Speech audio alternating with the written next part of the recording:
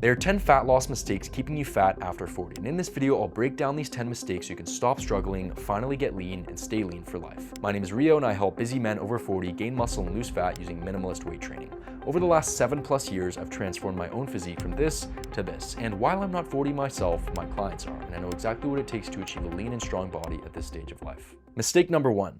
Doing too much cardio. And so when I say cardio, I'm really referring to long and intense forms of cardio. Things like running on the treadmill, going for jogs, doing rowing or circuit training or doing HIIT training, right? And this might sound very counterintuitive because if you ask a lot of people, like, what's the secret to losing weight and building a great body? A lot of people are going to say cardio. A lot of people think that it's about being as active as possible, doing as much cardio as possible, but that could not be further from the truth. And people's belief in that cardio is like the holy grail of weight loss really comes from a lack of critical thinking, because ultimately, what we're all in fitness and health for is to build a great body composition. Whether we know it or not, that is what everybody is in fitness and health for. That is how you build a great looking body, and that is how you achieve great health. It's to have a great body composition.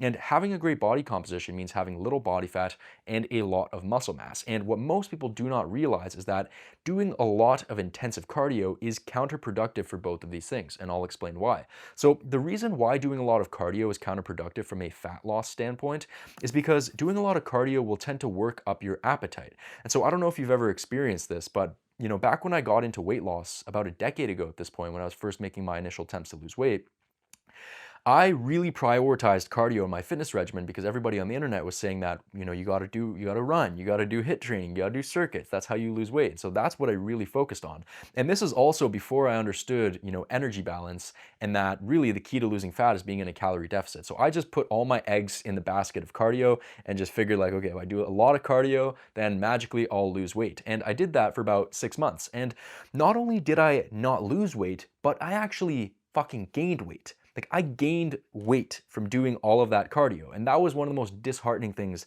that I ever experienced, because I thought that cardio was going to be the key to shedding all that excess weight that I had, but I actually ended up gaining weight. And for a while, I couldn't really figure out why. And that, again, this is before I knew about the importance of energy balance and being in a calorie deficit for fat loss, right?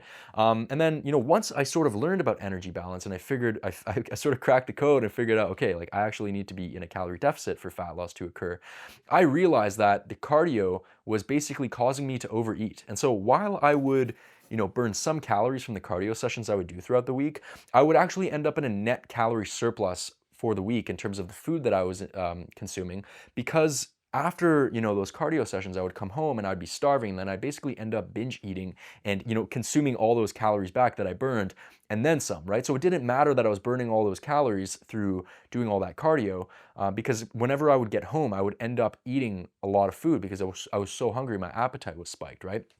And the reason why cardio is counterproductive from a muscle growth standpoint is because you, as a recreational person into fitness, you as someone who is not taking performance enhancing drugs or steroids or anything to enhance your recovery ability, you have limited resources. You have limited adaptational reserves. You don't have like a crazy recovery ability, right? And so the thing is that this is especially true if you're in a calorie deficit and you're trying to lose weight, because a calorie deficit is an energy deficit. And so you need to take all of those limited resources and that limited energy that you have available to you, and you need to dump all of that into your weight training. Because if you're putting that into cardio, all these different cardio forms, and you're trying to do weight training on top of that, it's very unlikely that you're going to maintain any of your muscle and strength as you diet down. And this is also why so many people who prioritize cardio just end up with skinny fat physiques, because they are not allocating their limited resources to where it matters most, which is their weight training. They're putting it into cardio, they're doing sports, they're doing HIIT training and all this different bullshit. And as a result, they can't actually make much progress in the gym because they're too spread thin, and they're not taking those limited resource and that limited energy that they have and actually putting it to where it matters most, which is their weight training. And do not get mistaken, guys. That needs to be your priority when you're trying to lose weight, unless you want to just end up looking like a skinny fat person. Like, you need to dump all of your focus into your weight training, right? And so I'm not saying that all cardio is bad, because that's not the truth. I'm really just referring to long and intensive forms of cardio, right? Things like going for runs or doing HIIT training or doing circuits or doing rowing, all that crap. You do not need to do that. But what you should do is you should walk. And so the reason why walking is so effective for fat loss is because it gives you all of the upsides of cardio, it gives you all the benefits, but without the downsides. And so walking is low intensity by nature. And what that means is that it's not going to spike your appetite, right? Because it's low intensity. It's also not going to impede your recovery ability, and it's not going to eat up your resources, right? And so walking is extremely effective for basically inducing a further calorie deficit and speeding up the fat loss process without giving you those negatives of increasing your appetite and also impeding your recovery and therefore affecting your strength training sessions, right? And so really when it comes to shedding off body fat and building a great physique, the most potent combination, like the most potent duo you could possibly have is walking and strength training. If you're a busy guy over 40 and sick of having a dad bod, tired of struggling to lose fat and build muscle, and frustrated because nothing seems to work, I've created a free training that reveals exactly how men over 40 are getting lean, strong, and muscular with just 2 short workouts per week, without endless cardio sessions or restrictive diets. Click the first link in my description to stop wasting time on methods that do not deliver results. Mistake number 2. Working out too much. And so this kind of goes along the same lines as what we were just talking about with regards to cardio and how people do way too much cardio in attempts to try and lose weight. People carry that same approach over into weight training, and they think that by doing 5 to 6 workouts a week, they're going to accelerate the fat loss process. But that is not how it works. And I think this false belief stems from people thinking that diet and training are there to accomplish the same goals. That is not true. The diet is there to strip off the body fat, and the training is there to help you build or maintain muscle and strength. And so people don't realize that, like, yes, they work in tandem with each other, but they're not there to accomplish the same goal. And so what you need to understand is that fundamentally the most important thing for you to do on a cut is to maintain your strength. Like, maintaining your strength on the exercises that you're doing in the gym is the mechanism through which you will maintain your muscle mass. Like, that needs to be your priority. And the problem with doing too much training is that it's going to make maintaining your strength really fucking difficult because, you know, as a natural weightlifter, someone who's not taking any steroids or performance enhancing drugs, you already have a limited recovery ability. But again, like I mentioned earlier, when you're in a calorie deficit, you have even less resources, right? Your recovery ability is even more reduced because you're in an energy deficit. And so if you're going to try and train 5 to 6 days a week and do a ton of volume and train very often, you are going to very quickly reach a state of overtraining. You're going to overreach, right? And when that happens, not only does your fucking progress stall, but you actually start to regress and lose muscle and strength because of how stressed out your body is, right? Your cortisol levels are going to be incredibly spiked. And so, like, regardless of whether you're cutting or not, less is more when it comes to weight training, right? But especially when you're fucking cutting, you really need to be careful with how much training you're doing, right? Because if you do too much, you're not going to maintain your strength, and if you don't maintain your strength, you're going to lose all of your muscle mass. And so I would strongly recommend that if you are cutting, just work out twice a week. Like, fuck, I work out twice a week when I'm bulking, but like, especially when you're cutting, work out twice a week on very brief workout routines, focus on a low volume, high intensity approach. Keep the volume low, keep the exercise selection low, just focus on a handful of compound lifts. You can follow like a full body twice a week split, and just fight like a motherfucker to maintain your strength, because that's how you're going to maintain your muscle mass, and that's how you're ultimately going to look good. The reason why people look shit after dieting a lot of times is because they do not do this. They train too much, they do a ton of cardio, they put themselves in these crazy big calorie deficits, and they lose like 30 pounds, but like 20 of it is muscle. Like, that may be a bit of an exaggeration, but like half of it is probably muscle, right? And that is not what you want. That's how you're going to end up looking skinny fat. Mistake number 3, cutting too quickly. So unless you have more than 20 pounds of fat to lose, cutting too fast is usually a big mistake. And when I say cutting too fast, I'm really referring to putting yourself in a really big and aggressive calorie deficit. So if you have less than 20 pounds of fat to lose, the long road is the fastest when it comes to fat loss. If you have more than 20 pounds of fat to lose and you're reaching like an obese level, then yes, you can cut quicker because you have, more energy reserves to tap into, which means that you can cut much quicker and lose body fat much quicker without any negative consequences. But if you have 20 pounds or less to lose, there will be some serious consequences to cutting too aggressively. And I experienced that when I used to do these very aggressive cuts. So what I realized were like the big differences between cutting really quickly and cutting slower and in a more sustainable way, which was that the things I basically noticed was that First, I lost more muscle and strength, right?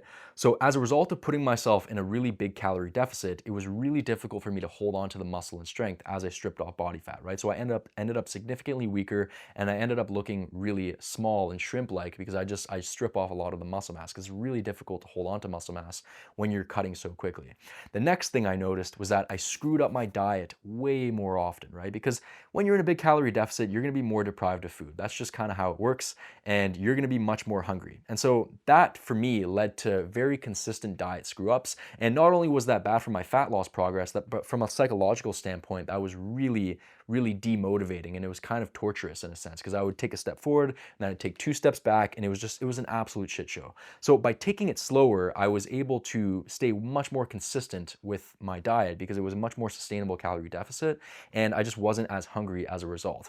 And the final thing I noticed was that I was way better equipped to basically maintain my results after the diet was over. Because when I would go on really aggressive cuts, I would have this sort of rebound effect, right? And if you look at bodybuilders, like bodybuilders basically cut down to really low levels of body fat, and they force themselves to because they have to make it in time for a show date, basically, right?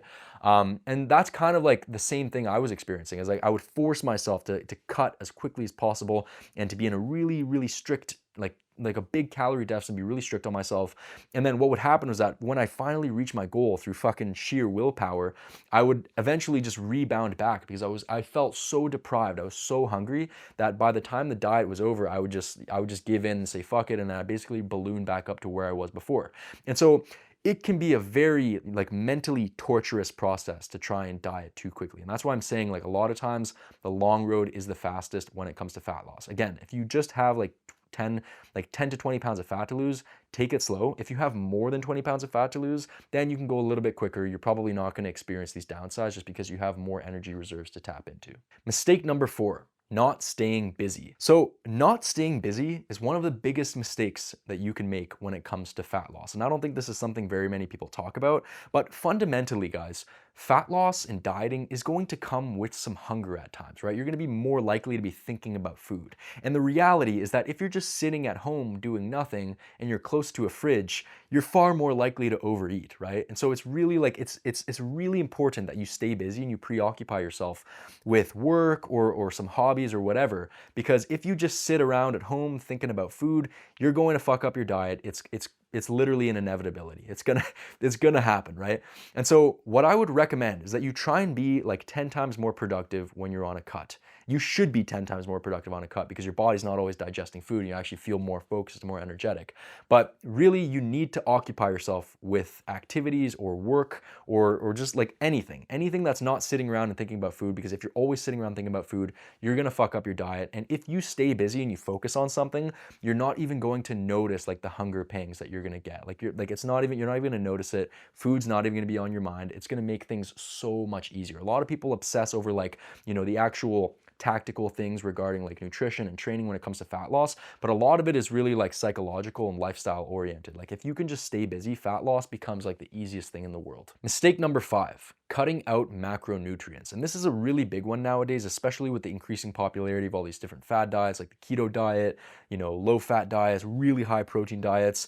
Like, I can admit that like some people might see better results, like slightly emphasizing different macronutrients. Like maybe some people might do better going slightly higher in carbs. Some people might do better going slightly lower in fats. Like that is an individual thing, but I would never fully remove any of the macronutrients from your diet because they all play vital roles in your bodily processes. And I remember when I was first getting into weight loss and I was trying all these different fad diets and I would experiment cutting out carbs, cutting out fats, I experienced some really shit side effects from doing that. I noticed that my mood went to shit, my sleep and rest suffered. I was barely getting morning woods anymore. Like my testosterone levels dipped. I was always hungry. I just couldn't seem to control my appetite. My workouts went to shit because my workouts weren't being fueled by carbs. It was not a good situation. Like carbs and fats are typically like the ones that people will try and cut out because people out there are saying like carbs make you fat, fats make you fat. Complete fucking bullshit, guys. That's just not how it works.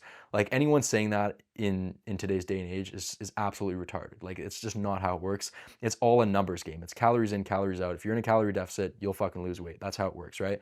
The thing about carbs and fats is they're extremely important for your testosterone levels. They're important for controlling your satiety. They're important for controlling your mood, making sure you can rest and sleep properly. You know, carbs are going to be really important for fueling your workouts, you know, through keeping your glycogen stores full. Like, you need to eat carbs and fats. Like, whether you want to emphasize one or the other, that's completely up to you, depending on what feels best for you. But like, one of the biggest mistakes you can make is cutting out carbs and fats, or just cutting out any of the macronutrients. Like, do not do that. Make sure you get a balance of all three. Like, what I always tell my clients, like, people are always stressed out about hitting like the perfect macronutrient ratio split. It's like, that doesn't fucking matter at all. Like, what I tell my clients and what I've been doing for years now, that's been an absolute game changer for my sustainability, is all I do is I track my calories and I track my protein. Like, all I do by the end of the day, did I hit my calories? Did I hit my protein?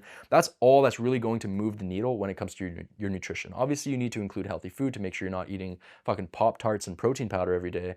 But like, at the end of the day, the big needle movers are going to be your calories and your protein. That's what's really going to help you strip off body fat. Apart from that, just get a balance of all the macronutrients, right? That's going to ensure that you maintain optimal health. But a lot of times people make their diets so complicated by trying to track like every last detail and make sure they're hitting a perfect split of like carbs, fats, and protein. It's like, it really doesn't matter. Just hit your calories, hit your protein, and then just get a balance of all the macronutrients. You're gonna be completely fine. Mistake number 6, too much variety in your diet. And so this might sound very counterintuitive. You might not have heard this before, but this is one of the biggest mistakes that people make when it comes to fat loss. And so fundamentally, the most important thing you need to understand is that fat loss is literally just about two things. It's about tracking and it's about adherence. Tracking just means, are you actually hitting the calorie number that you need to hit in order to lose weight? Like, are you actually in a calorie deficit, essentially? The other thing is, like, can you actually stick to your diet long enough in order to lose the weight that you need to lose, right? And that doesn't mean like you need to be able to stick with it Monday to Sunday, like every single fucking week until you lose the weight that you need to lose. No like Monday to Friday and then fuck it up on the weekend type shit. Like, that's not going to cut it. You need to be able to stick with it every single day. So those are the two most important things when it comes to fat loss. If you solve for these two things, fat loss becomes the easiest thing in the world. And the problem with too much variety is that it screws both of these things up. The first thing is tracking. So like, too much variety in your diet makes tracking impossible.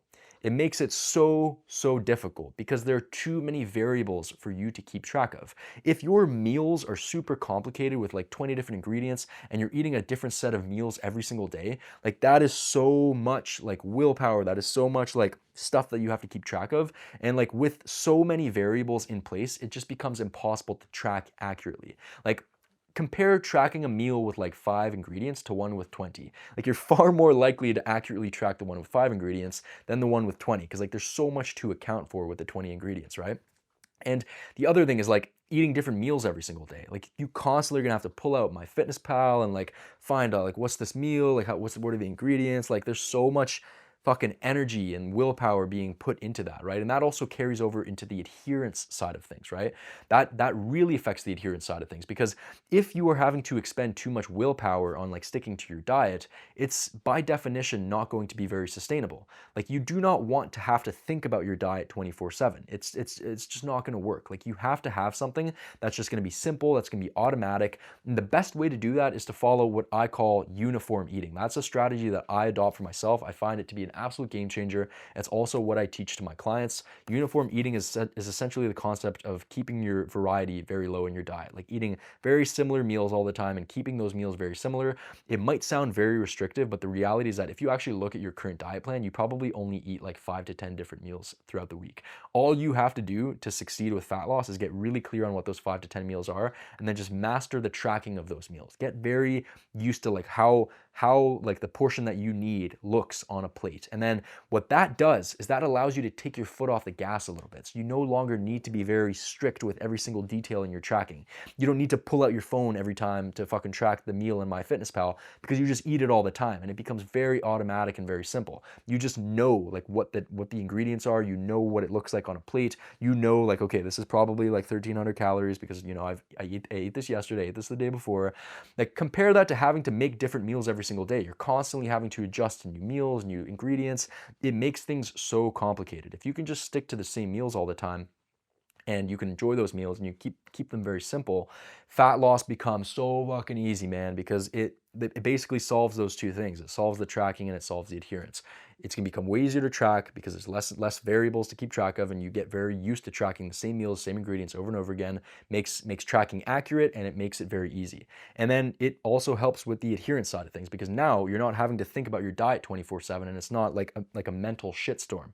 It's not causing you to have to expend so much willpower on thinking about what you're going to eat, right? And so keeping your variety low in your diet plan is an absolute game changer. I promise you, if you try uniform eating, you will never want to go back to anything else. Mistake number 7, following the wrong meal structure. So technically, meal structure doesn't actually matter that much when it comes to fat loss. At the end of the day, if you're in a calorie deficit, you've gotten enough protein, you will lose weight whether you eat 10 meals or whether you eat 2 meals. It really isn't going to make much of a difference. A lot of people place too much importance on following a very strict meal structure, but meal structure does indirectly affect fat loss in the sense that it affects your appetite and affects your satiety, right?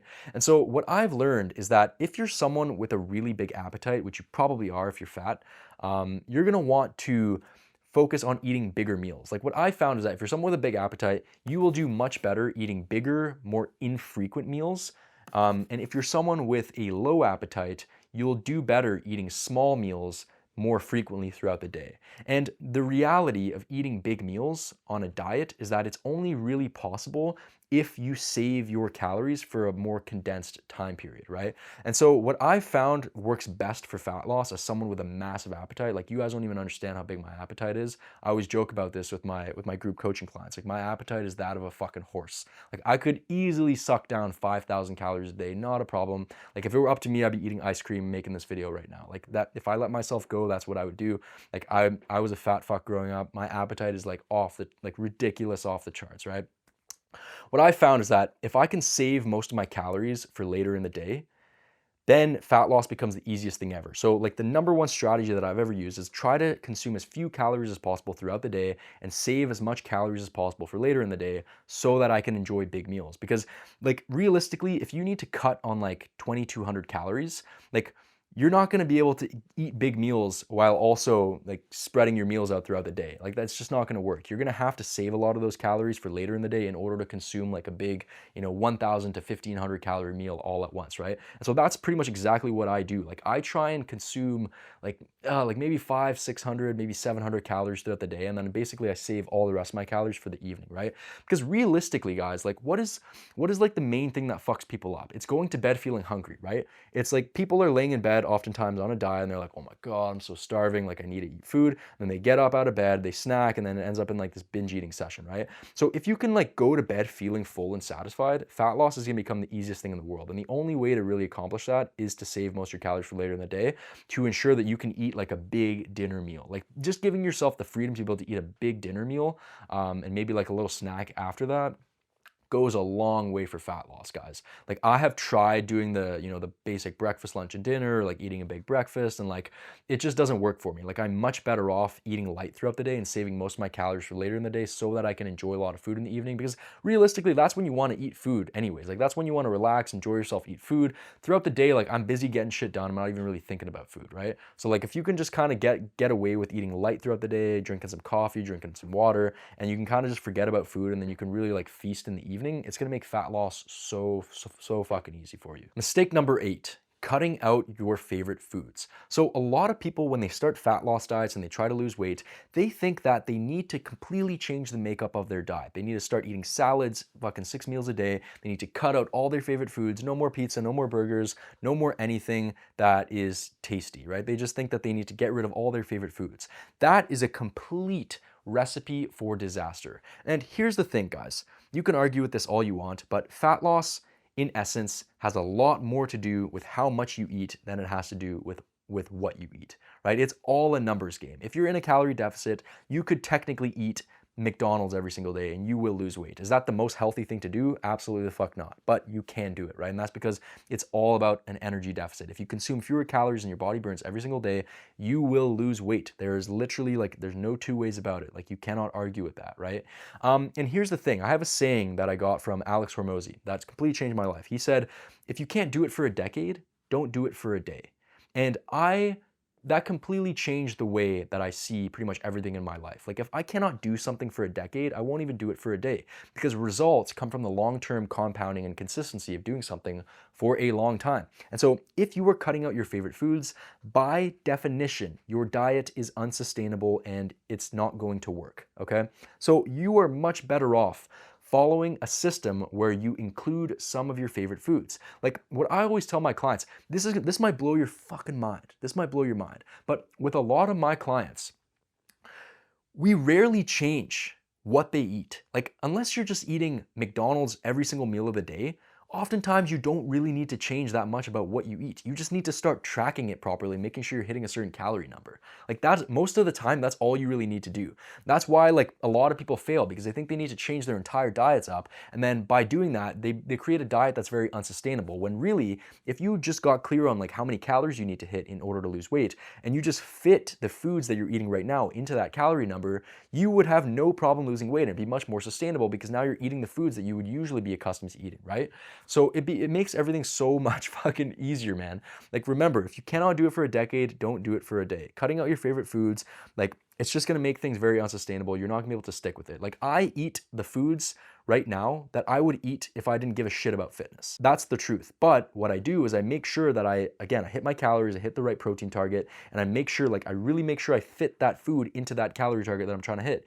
And that's all I do. And it's that simple. Like again, the two big levers when it comes to fat loss and just body composition in general is your calories and your protein. Nothing else really makes that much of a difference. What I would tell you is that this is not a green flag to just go and eat Pop-Tarts all day and stuff your fucking face with ice cream and chocolate. Like you can include those things, but that's not what you want the majority of your diet to be. What I would recommend, what I do for myself, what I recommend for my clients is to follow an 80-20 rule. 80% of your diet should be healthy food. And like really at the end of the day, like healthy food is the best food. Like you're not you're not gonna feel good eating like pizza and McDonald's every single day. Like realistically, like the best meals are like created with healthy foods. They're just made in a way that is tasty, right? Like at least that's my opinion. Maybe I'm a psychopath, but like I think healthy food is the tastiest food. Things like steak or chicken and rice and potatoes and like things like that. That stuff's great, you know? Like that's what I would eat regardless. But like 80% of your diet should be that, and then 20% of your daily calorie target can be allocated towards junk, like whatever the fuck you want to eat. Maybe it's chocolate, maybe it's fucking ice cream, maybe it's like whatever you want, man. Like it really doesn't matter. Just like follow that 80-20 rule and make sure that your diet is something that you can sustain. Mistake number 9, not tracking everything. So this is a very common pitfall that I see. This is something that I have to deal with quite often with my clients. So the thing is, guys, everyone can kind of appreciate the importance of tracking. Everybody knows, like, okay, I gotta track my calories, like that's pretty important, right? However, very few people track everything that they eat. And so the thing to understand here is that like a snack here, a snack there, some sauce here, some more oil here, that adds up really, really quickly. And you think that it's not a big deal, but it can really be the difference between you being in a calorie surplus and you being in a calorie deficit and losing weight. Like fundamentally, guys, if you're in a position right now where you're like, Rio, like I'm in a calorie deficit, but I'm not losing weight, like I'm defying the laws of thermodynamics because I'm a special snowflake, like at the end of the day, man, you're not losing weight because you're not in a fucking calorie deficit. You're not in a calorie deficit because you underestimate how much you eat. Simple, that's it. Like that's the weight loss industry pretty much thrown down the shitter. Like that's it. You're not in a calorie deficit. That's it. Like it is because you're not fucking tracking properly. You're probably letting a lot of things slip through the cracks because you think it's not gonna make a big difference to your daily calorie target.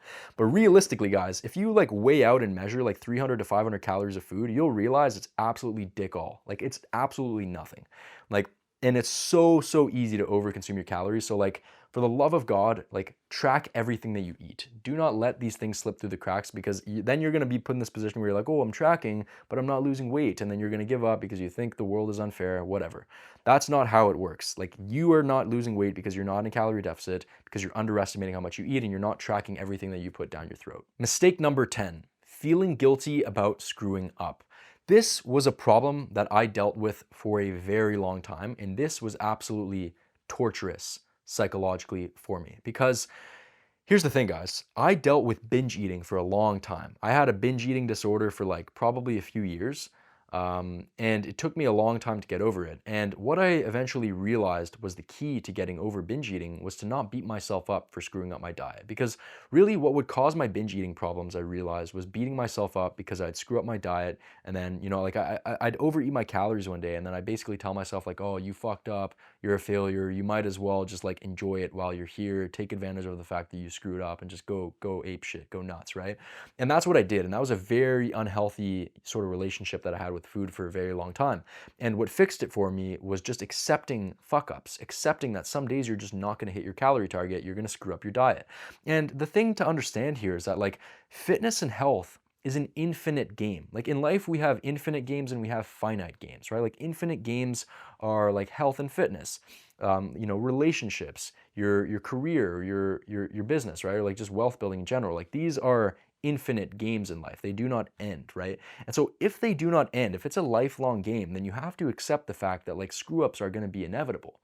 Because looking at it from the lens of like having to be perfect every single day until you hit your goal is just kind of stupid, because like you're not really ever going to hit your goal. Like you're just going to keep pushing the goalpost further and further. Like you're not gonna like lose a certain amount of weight and be like, okay, this health and fitness shit is done. It's like, that's not how it works, man. This is a lifelong journey. You're gonna be doing this for the rest of your life, hopefully, right? Hopefully. That's ultimately the goal, right? If you wanna, because like whatever you did to get in great shape and improve your health and fitness is what you'll need to continue doing. So it is a lifelong game, right? And so feeling guilty when you think of things from that perspective is kind of stupid, because like you're gonna be doing this for life. So like, in life is not always like, it's not always gonna be perfect. Like there are gonna be road bumps. You're gonna have fuck ups, right? So don't beat yourself up about it. Like realistically, a day of screwing up is not gonna make a big difference to your progress. But beating yourself up because you think it's gonna make a big difference to your progress, and then basically like throwing yourself even deeper down the dark side will actually screw up your progress, right? Like if you go a few hundred calories over your calorie target for the day, like that's not going to make a big difference. But feeling bad about it and then just like binge eating 5,000 calories, that's going to make a difference. And that's also just not a very fun place to be. That's a very unhealthy relationship to have with food. And I got caught up in this cycle for so long. And really the key to breaking it, and I know a lot of people deal with this as well, the key to breaking it for me was to just release that sort of guilt that I felt whenever I'd screw up, and realize that like if fitness is a lifelong journey, then screw ups are inevitable. All you got to do is get back on track the next day. That is the mentality you want to adopt. Just get back on track the next day. Like enjoy yourself when you fuck up. Like that's okay. It's part of the process. Don't beat yourself up about it. Just get back on track the next day and get things moving again. Like that's the mentality that you want to have.